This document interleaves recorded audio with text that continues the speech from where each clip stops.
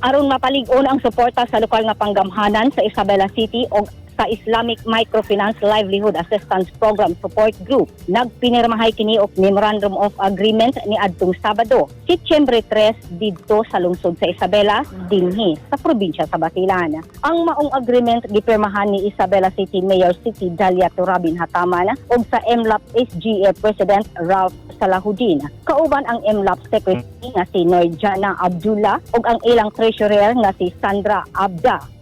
Nipirma usab si Aradel Ria Beling ang peso manager ug uban ang mga kawani sa Microfinance Support Group Association. Tumong sa muwa nga pakusgon pa ang pagsuporta sa gobyerno sa Islamic Microfinance Livelihood Program para makabot sa ato mga kaigsuunang Muslims ang ilang tumong sa pagpauswag sa ilang kinabuhi ug sa ilang panginabuhian. Pinaagi sa paghatag kanila og teknikal nga tabang sa pagbansay na ihatag sa lokal nga panggamhanan. Matud ni Mayor Dalia, gusto niyang makasabay sa pag-uswag sa lungsod ang pag-uswag usab sa kinabuhi sa mga Isabelenyo. Sa laing bahin, mapasalamaton ug mapasigarbuhon si Mayor sa publiko kay mitaas ang koleksyon sa real property tax sa lungsod. Ug makita nga mitaas kini kung ikumpara sa tudlaan o target niini ni adtong 2021.